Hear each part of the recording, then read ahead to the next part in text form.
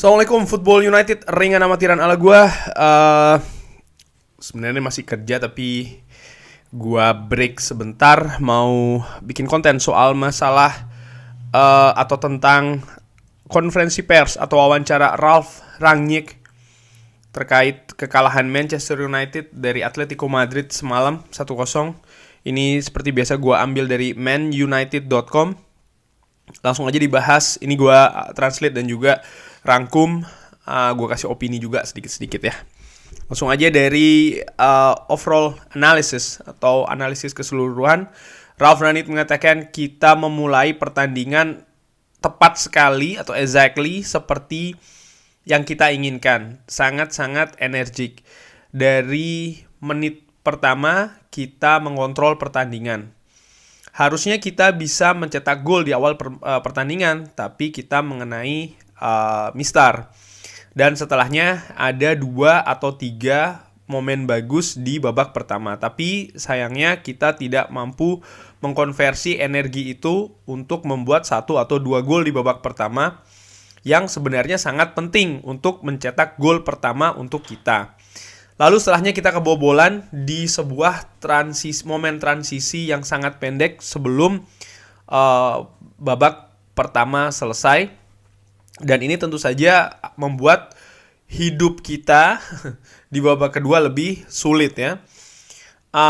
Saya tetap percaya itu seharusnya pelanggaran kepada Anthony Elanga beberapa saat sebelum counter attack. Tapi wasit dan juga hakim garis tidak melihatnya seperti itu. Menurut gua, sekali lagi nih gua langsung aja gua kasih opini ya. Itu pelanggaran sih menurut gua. Bahkan ada beberapa momentum setelahnya pun juga harusnya pelanggaran menurut gua. Dan tentu saja karena reaksi pemain di atas lapangan, artinya mereka berpikiran sama ya, mayoritas. Ya mereka tidak konsentrasi dengan bola yang mengalir dari arah Atletico Madrid sehingga akhirnya terciptalah gol tersebut. Tapi menurut gue itu pelanggaran, dan menurut gue debatable atau tidak debatable, tapi gol yang satu-satunya gol yang tercipta di pertandingan tadi itu ada kontroversinya. Ya memang bisa juga diargumenkan ya seharusnya kan Manchester United bisa bikin gol. Kalau seandainya Manchester United bikin gol, tentu saja gol yang tercipta oleh Atletico Madrid artinya juga berbeda ya kan. Tapi menurut gua faktanya satu gol yang tercipta untuk Atletico Madrid itu dengan kontroversi. Disinggung lagi soal masalah babak kedua. Ralf Rangnick mengatakan saya berpikir pertandingan tidak tidak berjalan lebih dari 3 menit karena selalu saja ada interupsi dari pemain yang jatuh di lapangan. Saya pikir ya ini juga merupakan hal atau keputusan dari wasit yang mengesalkan. Saya tidak akan bilang akhirnya kita decisif, tapi setidaknya mereka sangat sering sekali jatuh atau membuang-buang waktu di atas lapangan. Dan akhirnya extra time 4 menit menurut saya itu sebuah lelucon. Ya inilah tim Atletico Madrid, inilah Diego Simeone yang bermain pragmatis. Ini menurut gue sih Jose Mourinho 2.0 mungkin ya. Mereka tidak perlu bermain cantik, dan ini kan sebenarnya karakter dari Atletico Madrid paling tidak di musim ini, bahkan di musim-musim sebelumnya. Mereka tidak perlu bermain cantik, yang jelas mereka mencari hasil, dan itu yang mereka dapatkan tadi malam di Old Trafford. Mereka tampil low block, mereka tampil turun cukup dalam, mereka mengandalkan kecepatan teknik pemain-pemain depannya untuk melakukan serangan balik yang cukup cepat.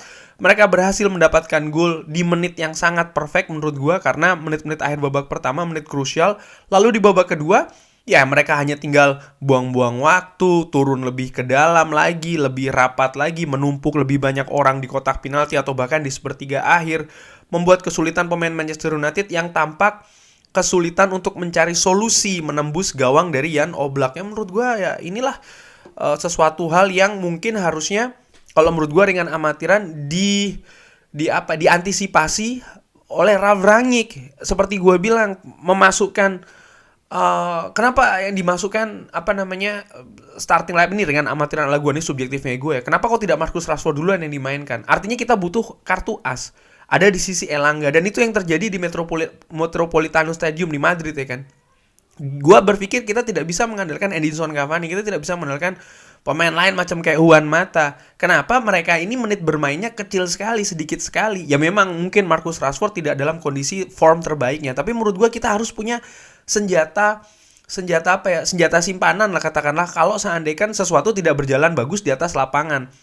Dan ya kita juga tahu di beberapa pertandingan selain melawan Tottenham Hotspur ya, kita sebenarnya punya permasalahan dalam hal mencetak gol. Dan itu kan yang terjadi tadi malam. Kita tidak mampu mencetak gol dari sekian banyak peluang. Momentumnya sekali lagi ada di 15-20 menit babak pertama yang kita tidak mampu maksimalkan itu semua. Justru kita kebobolan, keadaannya jadi semakin sulit di babak kedua. Lalu ada juga pertanyaan soal masalah mendekatkan gap atau jarak ya. Ralf Rangnick mengatakan saat ini berpikir untuk bagaimana kita mendekatkan lagi jarak dengan tim-tim top. Buat saya terlalu awal. Sekarang fokus saya adalah bagaimana mengakhiri musim ini dengan kemungkinan level yang tertinggi dengan tim ini. Dan menurut saya masih ada waktu untuk bisa atau untuk berpendapat atau untuk mengatakan soal hal-hal yang lainnya. Disinggung juga soal masalah istirahat yang akan cukup lama. Kalau tidak salah Manchester United baru, gua nggak tahu ya, kayak 2 minggu lebih setelah ini baru akan bermain lagi kan. A long break yang panjang. Ralf Rangnick mengatakan ya buat saya di sisi lain ini tidak cukup, ini oke buat pemain yang tidak I think it's not, ya ini tidak masalah buat pemain yang bermain untuk tim nasional. Mungkin itu bisa membantu mereka mengatasi frustasi yang mereka rasakan saat ini. Lalu setelahnya kita akan bertemu lagi 1,5 minggu kemudian dengan pemain yang tidak bermain di tim nasionalnya masing-masing. Karena ini akan menjadi minggu yang biasa saja buat mereka. Artinya mereka tetap akan berlatih secara reguler, alias ini tidak ada libur. Kebanyakan dari mereka akan ada di persiapan untuk pertandingan menghadapi Leicester. Ya menurut gue untuk sekali lagi untuk untuk semua sih, terutama pemain, ya benar gue setuju dengan Ralf Rangnick. Untuk pemain yang tidak bermain dengan tim nasional, ini justru kondisi mentalnya yang lebih berbahaya, beresiko. Kenapa ya? Mereka akan menghadapi rutinitas seperti biasa lagi di Carrington. Mereka tidak punya dalam tanda kutip pengalihan. Kalau untuk pemain-pemain yang bermain dengan tim nasional masing-masing, mereka bisa langsung berkonsentrasi nih, berubah konsentrasinya ke tim nasional. Walaupun tentu saja secara mood nggak mungkin juga 100% mereka bisa langsung melupakan apa yang terjadi di klub ini kalau pemain betul-betul punya rasa untuk klub. Tapi kalau untuk pemain yang bermain untuk dirinya sendiri, ya menurut gue tidak ada bedanya, itu saja sih. Terakhir ditanya soal masalah target untuk bisa finish di 4 besar.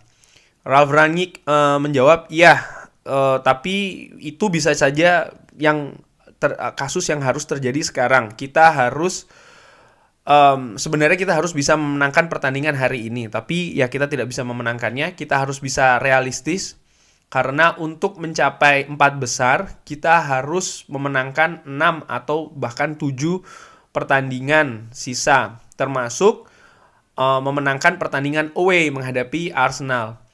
Ini tidak mudah untuk diraih, tapi akhirnya kita harus mencoba dengan sangat-sangat keras, dan kita harus menampilkan permainan terbaik kita untuk bisa mencoba finish di peringkat keempat akhir musim nanti.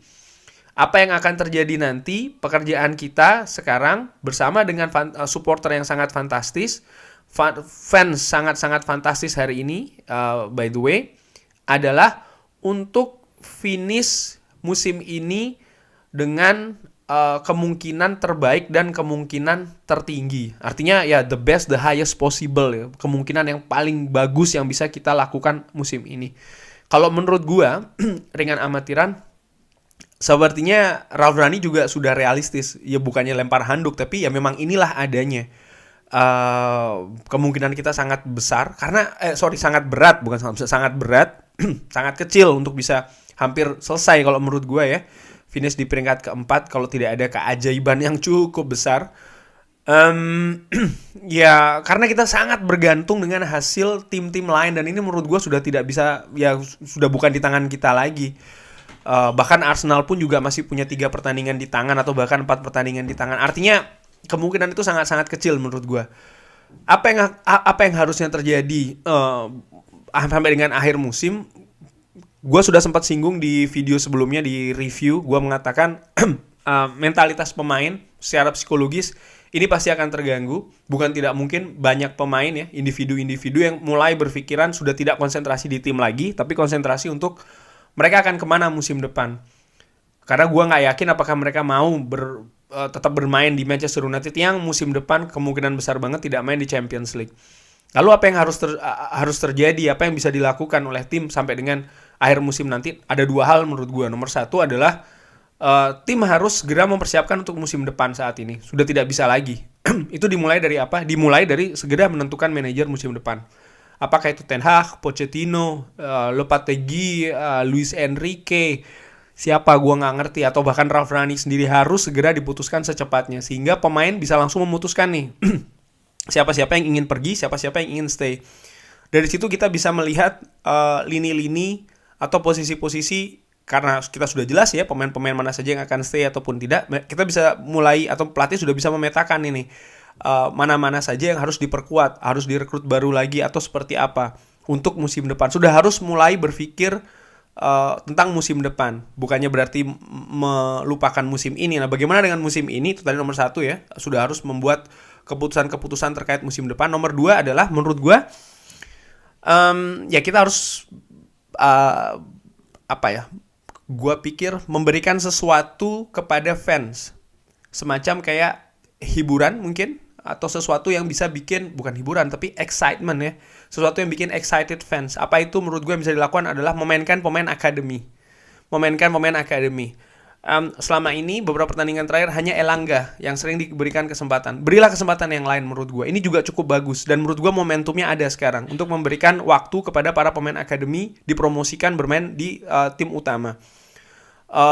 Ini juga bisa memperbaiki motivasi tim secara keseluruhan karena pemain-pemain muda ini secara skill dan pengalaman mungkin tidak sebaik pemain-pemain yang ada di tim utama, tapi paling tidak secara motivasi, secara mental, gue bisa bilang bahkan mereka lebih bagus. Mereka ingin pastinya menunjukkan ketika mereka diberi kesempatan tampil di panggung utama bersama tim utama, pasti mereka akan menunjukkan mereka lebih termotivasi dibandingkan dengan mungkin mayoritas pemain yang sekarang ada di tim utama.